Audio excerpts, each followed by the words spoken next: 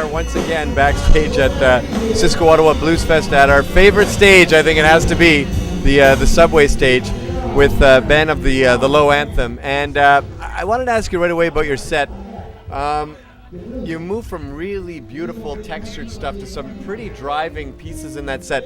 And for me, it seems like it might be difficult as a lead singer and as everybody in the band to go from that really subtle to that driving stuff. Is it at all hard for you guys? I think it all comes from the same place, really. Even if the sound is very different, it doesn't feel very different to play different kinds of songs.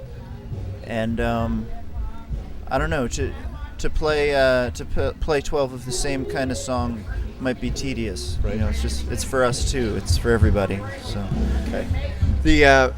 One of the things that seems like, especially when you're playing those beautiful quiet numbers like that one about the house, that was very, very stirring. But in a festival setting, you're kind of competing with other sounds around you and stuff like that. Is it hard to focus and stay focused on like a beautiful song like that when you're trying to do it? Yeah, we've had some rough festival gigs. We're a better indoor band. That's the truth. But after the first few that we had in these outdoor situations with the bleeds, kind of get used to ignoring it. Just play your set, play at the volume that you want to play at, and the people who are interested kind of come into it, and people who can't handle the distraction go somewhere else, and that's okay. Now in this set, you played a lot of very interesting instruments, and you guys were jumping around from instruments to instrument. I'm wondering about the instruments that you're using up on stage. Are they the kind of textures that you brought to the songs? Like you said, how do we create this for this song? Or are they instruments that you guys know how to play and you say, how do we fit them in? Which way did that work? No, they're instruments that were all in different people's attics that we collected. Sometimes they were forced upon us. People were throwing them out. We need space in our living room. Will you take this piano? Okay. We'll be there with the truck tomorrow.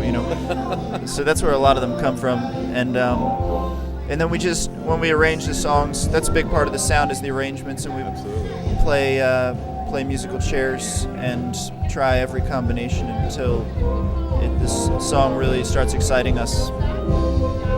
That's how. The latest album to me is so beautifully sequenced, the way it moves. It's like a beautiful arc on that album.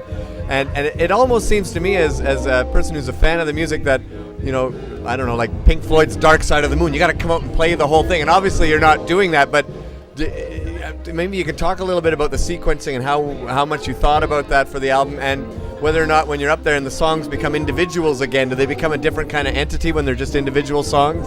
It's true. It's very different. The set has an arc in the same way that the album has an arc, and it's very different playing live versus playing a record, or versus sequencing a record. You need to feel the energy out in a different way, and also you're trying to include other songs, older songs, and we played a couple traditional songs today, so we can't come out and play the sequence just the way it was. Also, we don't have all the instruments that we need to really play a lot of the songs on the record. And anybody who's heard the record and then the live set as you have now, clearly we can't do all the things that we can do on the record because there's just only 6 hands working. We do as much as we can to make the arrangements come out, though.